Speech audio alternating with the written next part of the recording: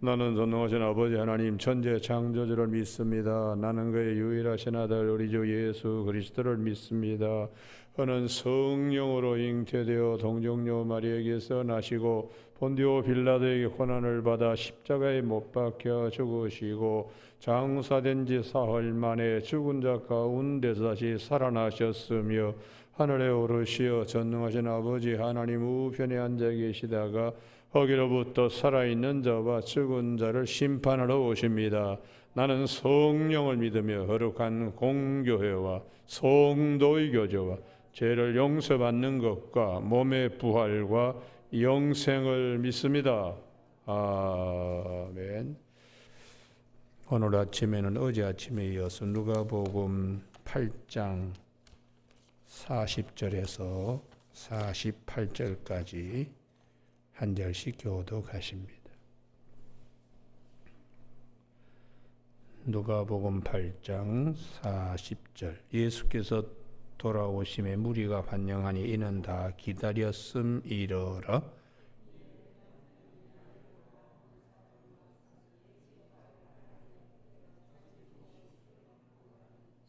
이는 자기에게 12살 된 외동이 죽어감이라. 예수께서 가실 때 무리가 밀려들더라.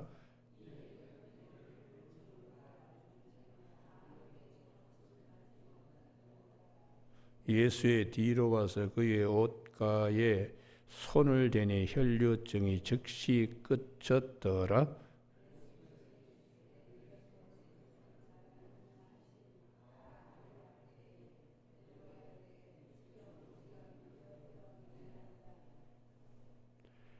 예수께서 이르시되 내게 손을 댄 자가 있도다. 이는 내게서 능력이 나간 줄 알미로다 하신대.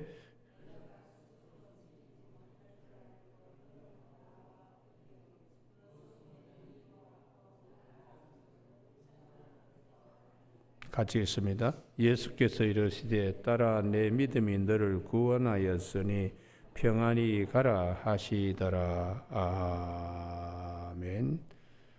오늘 43절 이에 12해를 혈류증으로 앓던 중에 아무에게도 고침을 받지 못하던 여자가 예수의 뒤로 와서 그의 옷가에 손을 대니 혈류증이 즉시 끝졌더라 하는 말씀 중심으로 천국은 침노하는 자의 것입니다 라는 제목으로 말씀을 나누겠습니다. 주님께서 우리에게 오셨습니다. 주님께서 오신 것은 우리를 구원하기 위하여 어떤 처지에 있든 어떤 사정에 놓여 있든 은혜를 베풀어 주시기 위하여 오셨습니다. 그래서 사도 요한은 요한복음 1장 14절에 말씀이 육신이 되어 우리 가운데 거하심에 우리가 그의 영광을 보니 아버지의 독생자의 영광, 은혜와 진리가 충만하더라. 그분의 영광이 우리에게 오셨습니다. 그거를 누리는 방법이 두 가지가 있습니다. 본문 앞에 있는 거라사인 귀신 들려가지고 옷도 벗고 거차는 곳이 무덤 사이가 되는 거기에는 주님이 찾아가십니다. 찾아가셔서 이런 병든 자를 주님이 온전하게 성케 고쳐주셨습니다. 거기에 비해서 오늘 본문 등장하는 두 사람이 있는데 한 사람은 회당장 야이로 자기 딸이 지금 막 죽어가기 때문에 거기에 줄을 꺼놓기 바랍니다. 41절에 예수의 발 아래 엎드려 그 다음 말씀입니다. 자기 집에 오시기를 간구하니 이게 적극적인 믿음이죠. 거라사이는 소극적인 믿음입니다. 주님이 찾아오셔서 고쳐주시지만 회당장 야이로는 오신 은혜, 그 영광, 거기에 뛰어나가는 것이죠. 적극적인 믿음입니다. 아침에 찬송가 300 우리가 2장 부른 거 후렴 가운데 마음껏 노를 저 은혜에 창파에 나가라. 그 가사를 우리가 보면서 언덕을 떠나서 창파에 뱉띄워 내 주 예수 은혜의 바다로 내 마음껏 저어가라. 적극적인 믿음을 우리에게 말씀하고 있어요. 그런데 더 적극적인 분이 한 분 중간에 끼어들었습니다. 더 적극적인 분은 12년 동안에 혈류병 앓는 여인입니다. 그래서 어느 말씀이 중요한가? 43절에 이에 한고 두 음절 한 어절이 중요합니다. 이에 지금 회당장 야이로의 집으로 가는 중간에 뛰어든 거예요. 더 적극적인 믿음. 그래서 주님께서 그 옆에다가 마태복음 11장 12절이라고 적어두십시오. 세례 요한 때부터 천국은 침노를 당한다고 마태복음 11장 12절에서 말씀하십니다. 세례 요한의 때부터 지금까지 천국은 침노를 당하니 침노하는 자는 빼앗는다. 지금까지는 율법하에서, 그러나 예수님이 오신 이후부터는 복음 안에서 더 큰 은혜. 율법은 우리를 자꾸 이것도 하지 말라 저것도 하지 말라 다 죄 짓는 거다 그렇게 정죄하지만, 주님은 오셔서 정죄가 아니고 기쁜 소식을 맛보고 덧입게 하려고 오셨는데, 이러한 새 시대의 믿음은 적극적이어야 된다. 적극적. 그래서 우리가 이러한 자세를 가질 때에 예수님의 새 가족, 참 가족, 위로부터 난 자, 혈통으로나 육정으로나 사람의 뜻으로 나지 않고 하나님께로부터 난 자의 믿음의 모습이 되는 것이에요.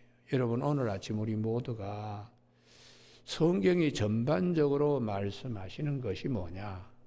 소극적인 믿음에서 적극적인 믿음으로 나오라. 이게 로마서 1장 17절의 말씀입니다. 16절에 내가 복음을 부끄러워하지 아니하니 이 복음은 모든 믿는 자들에게 구원을 주시는 하나님의 능력이 됨이라. 먼저는 유대인이요 다음에는 헬라인이로다. 복음에는 하나님의 의가 나타나서 믿음에서 믿음에 이르게 하나니, 소극적인 믿음에서 적극적인 믿음으로 성장 성숙하게 되는 겁니다.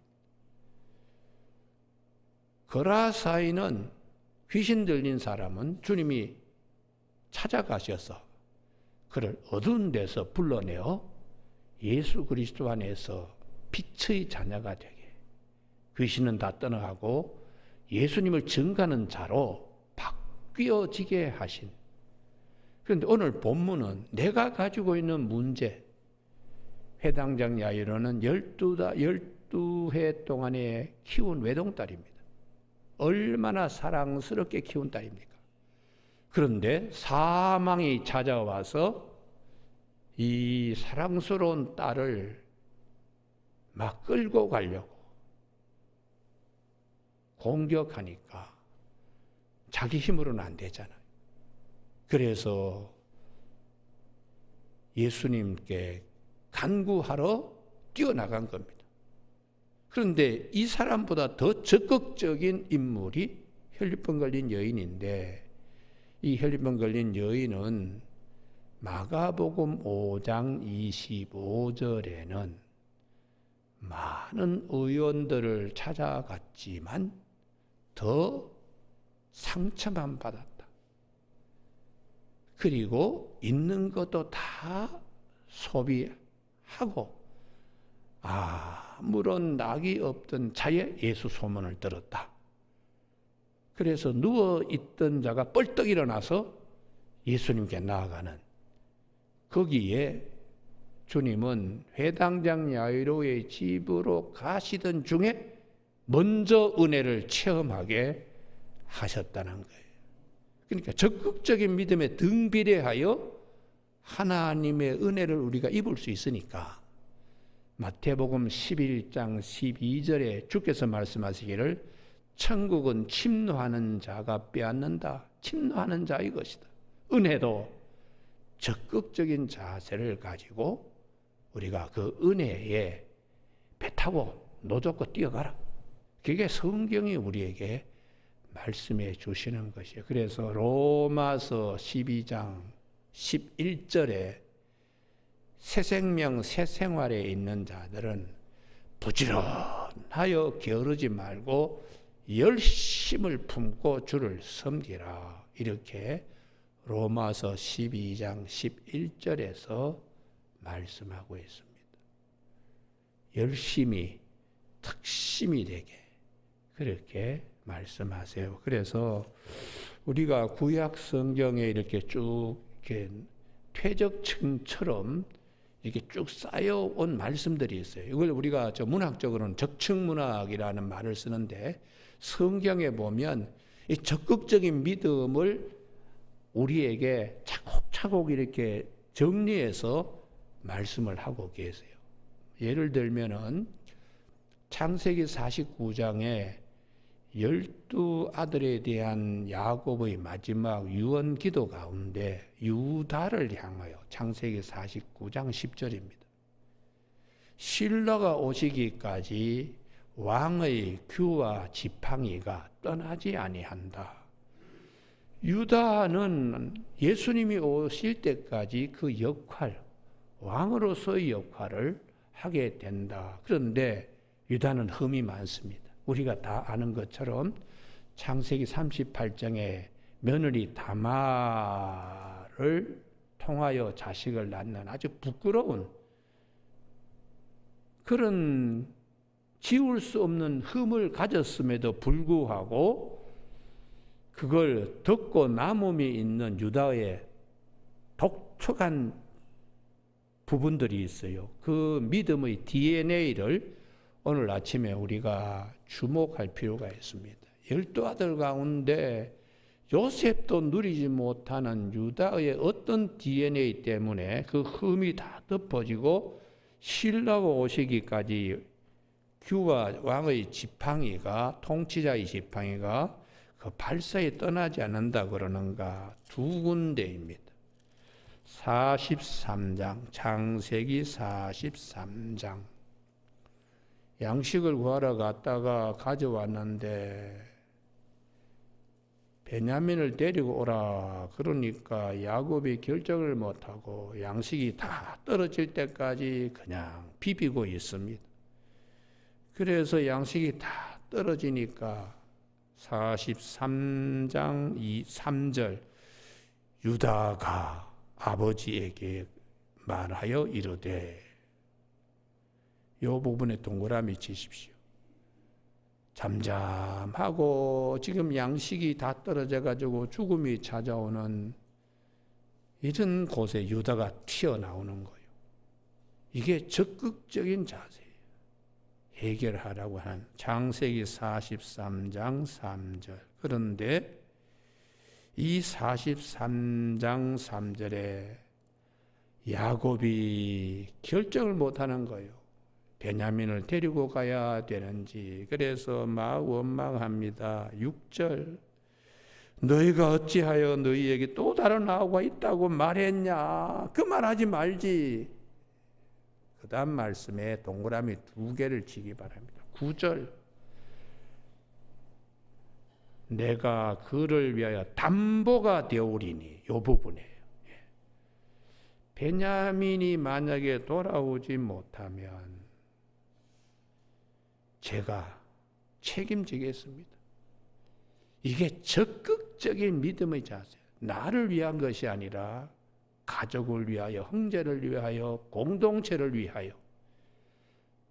이게 예수님께서 전 인류를 향하여 당신이 그 죄값을 대신 지겠습니다 하는 이런 인자를 이 유다가 지금 가지고 있습니다. 그래서 14절에 아이고 이게 하나님의 뜻이라면 뭐 할 수 없지. 내가 자식을 잃게 되면 이르리로다. 이렇게 야곱이 그렇게 작정하는 거예요.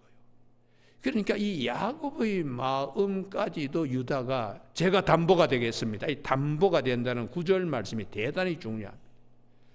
이게 참 하나님께서 주목하시는 부분이에요. 그런데 한 번 더 있습니다. 이번에는 이제 베냐민을 데리고 요셉에게까지 갔어요. 갔는데 44장입니다. 이 요셉이 이제 그 베냐민을 어떻게 하든지 하여튼 남겨두려고 그렇게 이제 하는데요. 여기에 이제 은잔으로 이걸 시험하는 거예요. 44장 2절. 그 은잔이 베냐민 잔에서 베냐민의 그 곡식 자루에서 나오게 돼요. 그래서 이놈 이거 정탐꾼들 아니냐 그렇게 이제 여기고는 은금 도적질 한다고. 그래서 그 베냐민을 붙잡아 놓고 너희들 다 양식 가지고 가라 그랬을 때 유다가 32절이요. 44장 32절에 동그라미를 쳐두시고 그 옆에다가 43장 9절 이번에도 또 담보라고 하죠. 담보요. 주의 종이 내 아버지에게 아이를 담보하기를 내가 이를 아버지께로 데리고 돌아오지 아니하면 영영이 아버지께 죄짐을 지리다 하였사오니. 그 다음 말씀 33절 동그라미 한 두세 개 치기 바랍니다. 이제 주의 종으로 그 아이를 대신하여 머물러 있어요. 대신한다는 거. 베냐민 대신 제가 볼모로 제가 잡혀 있겠습니다 하고 애굽 총리 요셉에게 적극적인 가족 식구들을 구원하고 아버지의 상처까지도 자신이 짊어지겠다고 하는 적극적인 믿음의 자세, 이 적극적인 자세가 유다의 흠이 어느 형제들보다 큼에도 불구하고 하나님은 이것을 주목하시는 것입니다. 그래서 그 이후에 사사기 1장에 보면은 거기에 기랴세벨을 성을 점령할 때에 갈렙이 이 성을 점령하는 자는 내 딸을 대신 주겠다, 사이 삼겠다 했을 때에 온니엘이 그 성읍을 점령합니다. 그런데 시집가는 이 악사가 뭐라 그러는가? 15절 거기 동그라미를 이렇게 쳐두십시오. 사사기 1장 15절에 내게 복을 주옵소서 아버지께서 나를 남방으로 보내시니 샘물도 내게 주소서 하매 갈렙이 윗생갈의 샘을 그에게 주었더라. 이게 적극적인 자세, 적극적인 자세. 그냥 시집 보내니까 그냥 온일 딸려서 가는 게 아니고 아버지 샘이 있어야 무슨 밭이 바꾸시랄 거 아니겠습니까? 그러니까 그 샘 저에게 주세요. 이렇게 딸이 적극적으로 나오니까 갈렙이 그러면 둘 다 가져가라. 윗샘 아랫샘 다 가져와라. 이렇게 주었다는 거예요. 여러분 이게 성경이 우리에게 뭘 말씀하시는가? 그래서 주님께서 기도할 때도 좀 적극적인 믿음, 적극적인 자세 가지고 기도해라. 그 옆에다가 마태복음 7장 7절에 적어 주십시오. 구하라. 그러면 얻을 것이요. 찾으라. 그러면 찾아낼 것이요. 문을 두드리라. 그러면 열릴 것이다. 구하는 네가 얻게 될 것이고 찾는 네가 찾아낼 것이고 그다음에 두드린 자에게 열릴 것이라. 아비가 자식이 떡을 달라 그러는데 돌 줄 자 누가 있으며 생선 달라 그러는데 누가 뱀을 줄 자 누가 있느냐. 악한 아비라도 자식이 좋은 것을 줄 줄 알거든. 하물며 천부께서 너희에게서 좋은 것을 주시지 않겠느냐. 이렇게 적극적인 자세, 적극적인 믿음. 왜요? 복음 시대가 열렸으니까. 율법은 자꾸 그냥 이런 죄 때문에 제사를 이렇게 지내야 되고 이런 잘못 때문에 이런 걸 제물로 갖다 바쳐야 되고 끊임없이 죄에 대하여 계속 그냥 갈고리를 거는데 복음은 주님이 오셔서 그걸 뛰어넘게 이제 은혜의 시대가 활짝 열렸다. 신뢰가 오셔가지고 마음껏 은혜를 베풀어 주실 테니까 배도 노도 마음껏 저어가라. 이게 성경의 가르침인데 그러면 구약에서 이런 적극적인 자세를 가진 인물들을 하나님은 차곡차곡 쌓아가지고 우리에게 말씀하고 있습니다. 다윗 같은 경우에는 그 적극성이 누구보다도 뛰어납니다. 다윗 여러분 아침에 사무엘상 17장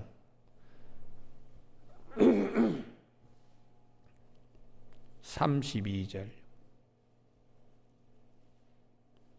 437면입니다. 왜 하나님께서 사울 다음에 다윗을 그리고 이후에 수많은 임금들이 있는데 왜 다윗을 마태복음 1장 1절에 아브라함과 다윗의 후손 예수 그리스도의 족보라고 왜 다윗의 적극적인 자세예요. 40일 동안에 블레셋과 이스라엘 군사들이 대치 상태에서 사울과 그의 군사들이 주눅이 들어있는데 이걸 돌파하는 물맷돌 신앙, 적극적인 자세가 32절입니다. 다 같이 한번 읽어보실까요? 시작. 다윗이 사울에게 말하되 그로 말미암아 사람이 낙담하지 말 것이라. 주의 종이 가서 저 블레셋 사람과 싸우리이다. 여기가 참 목동 얼굴에 앳된 소년의 얼굴인데도 그의 적극적인 자세. 이게 유다가 창세기 43장 44절에 보여주고 있는 그 DNA를 다윗이 100배 발휘하고 있는 100배요. 적극적인 자세.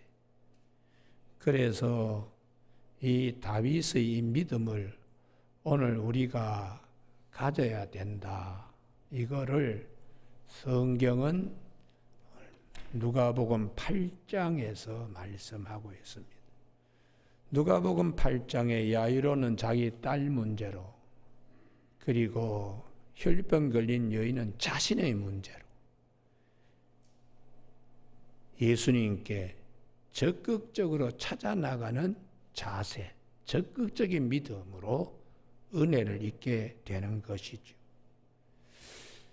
그래서 이것을 주님께서 제자들에게 이런 것들을 알게 하려고 주님께서 제자들 앞에서 아주 크게 칭찬하셨어요. 48절 따라 내 믿음이 너를 구원하였다. 이 말씀 속에는 적극적인 믿음 이게 중요하다는 것이. 그러면 어떤 적극적인 믿음이냐? 원래 혈루병 걸린 여인은 삶과 다른 사람과 접촉을 금하게 되어 있습니다. 왜요? 부정하기 때문에 그 부정한 것이 다른 사람에게도 계속해서 우리 코로나 걸린 분 옆에서 자꾸 이게 되듯이 그렇게 병이 전염된다고 보기 때문입니다. 그래서 아예 철저하게 레위기 15장을 찾으시기 바랍니다. 레위기 15장. 이걸 모르면은 이 성경이 그냥 막 넘어가는데 성경을 찾아야 이 얼마나 적극적인가를 알 수 있어요. 레위기 15장은 유출병에 관한 말씀이 쭉 기록되어 있습니다. 그리고 19절에 특별히 여인의 유출병에 대한 말씀을 레위기 15장 19절 이하에, 그래서 26절, 27절 보시면 유출하는 기간 동안에는 죄다 부정을 타는 거예요. 그래서 27절에 그것들을 만지는 자는 다 부정합니다. 접촉이 아예 그냥 불가능하게 이렇게 만들어 놨어요. 그래서 31절, 제가 이렇게 하는 것은 그 중요한 부분만 이렇게 짚어서 넘어가도록 자꾸 얘기하는 겁니다. 27절에 부정한 것들을 왜 얘기하나? 31절, 이와 같이 이스라엘 자손이 그들이 부정해서 떠나게 하여 그들 가운데 있는 내 성막을 그들이 더럽히고 그들이 부정한 중에서 죽지 않도록 할지니라. 율법은 여기까지입니다. 여기까지. 그런데 이것을 깰 수 있는 것이 복음, 주님이 오셔서 율법의 정죄로부터 주님이 오셔서 이걸 다 새롭게 하시는, 그게 복음이거든요. 그러면 이러한 은혜를 어떻게 우리가 누릴 수 있는가? 혈병 걸린 여인처럼 율법이 아무리 그래도 만지는 자마다 부정타니까 너는 가만히 있어라, 이런 율법이 아무리 얘기하더라도 복음 앞으로 뛰어가는 믿음, 그 적극적인 자세는 율법도 못 막는 거예요. 율법을 뛰어넘는 이 혈병 걸린 여인의 이 자세가 우리들에게도 있어야 한다. 그래서 거기 누가복음 8장으로 돌아오면은 48절에 따라 내 믿음이 할 때 그 믿음은 율법을 뛰어넘는 적극적인 믿음이에요. 그래서 레위기 15장 27절이라고 적어두십시오. 레위기 15장 27절, 만지는 것마다 다 부정탄다고 못하게 하는데 아니다. 예수님 그냥 옷자락만 만져도 율법이 이렇게 묶어놓은 것을 뛰어넘는 믿음, 적극적인 믿음이에요. 그래서 예수님께서 그러시는 거 다 아시죠? 다 아십니다. 누가 내 손에 내게 손댔냐? 45절에 그랬을 때 베드로는 아직까지도 여기에 미치지 못하지요. 그래서 사람 소리를 합니다. 무리가 밀려들어서 아마 손이 이렇게 됐을 겁니다. 그랬는데 주님은 베드로와 제자들의 영안을 열어주기 위해서 46절, 내게 손을 댄 자가 있도다. 이 말씀 속에는 레위기 15장 27절을 염두에 두고 주님이 말씀하는 거예요. 부정한 손이 내 옷에 된다는 것은 이건 율법은 있을 수 없는 거예요.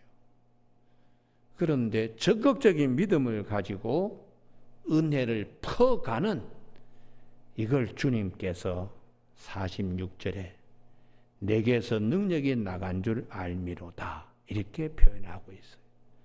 여러분, 오늘 아침에 우리가 저 은혜의 큰 바다 창파에 배 띄워서 도저히 배를 띄울 수 있는 형편이 아니더라도 마음껏 노를 저어가는 이런 믿음이 우리에게 있어야 된다. 이게 성경이 우리에게 말씀하는 것입니다. 그래서 베드로가 생각하고 있는 이런 차원과 다르게 주님은 더 깊은 것을, 율법을 뛰어넘는 복음만으로 들어오는 신앙, 이 베드로가 나중에 언제 이게 깨지는가 하면 사도행전 10장 고넬료의 집에 가 있어서 가서 이게 깨집니다. 보자기 위에서 내려오는 거 3번 거절하고 이게 도대체 무슨 뜻인가? 야, 이방인도 이렇게 적극적인 믿음을 가질 때에 하나님이 우리와 똑같이 성령을 주시는구나. 이걸 깨달은 거지.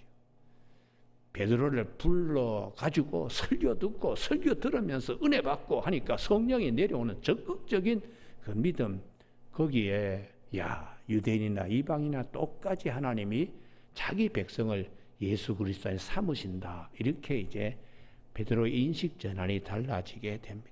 오늘 아침에 48절에 예수께서 이르시되 따라 내 믿음이 너를 구원하였으니, 이 음성이 항상 들려지길 바랍니다. 할렐루야.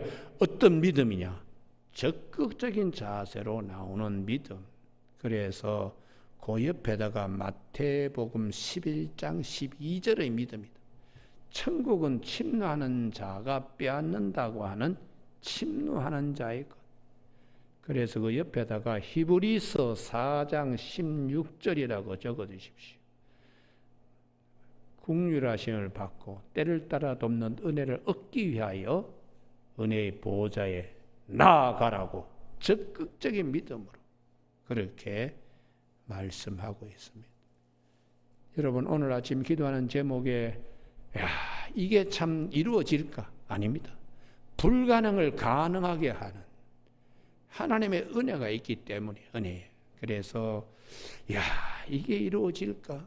그런 걱정이 하나님께서는 은혜의 큰 값없이 주시는 은혜, 이 혈류병 걸린 여인처럼 적극적인 믿음의 자세를 가지고 나가면 그 누구도 누리지 못하는 율법을 뛰어넘는 복음의 이 자리에 주님께서 우리 믿음이 서 있다고 칭찬하시고 우리에게 귀한 상을 주시는 주님이심을 믿는 저와 여러분이 되시길 주님의 이름으로 축복합니다. 기도하시겠습니다.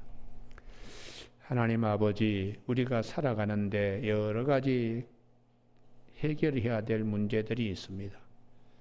그러나 우리 모든 것을 치료하시고 정결케 하시며 기쁜 소식의 반열에 설 수 있도록 우리들에게 적극적인 믿음의 자세를 갖도록 이렇게 말씀하시니, 항상 혈류병 걸린 여인이 주님께 뛰어나가 옷자락만 붙들더라도 내 병이 나을 것이라는 적극적인 믿음으로 주님께 큰 은혜를 받고 따라한 내 믿음이 너를 구원하였다는 이 말씀, 우리 마음에다 항상 들려질 수 있도록 성령께서 인도하여 주시길 원하오며 예수님 이름으로 기도드립니다. 아멘. 하늘에 계신 우리 아버지의 이름을 거룩하게 하시며 아버지의 나라가 오게 하시며 아버지 뜻이 하늘에서와 같이 땅에서도 이루어지게 하소서. 오늘 우리에게 일할 양식을 주시고 우리가 우리에게 잘못한 사람을 용서하여 준 것 같이 우리 죄를 용서하여 주시고 우리를 시험에 빠지지 않게 하시고 악에서 구하소서. 나라와 권능과 영광이 영원히 아버지의 것입니다. 아멘.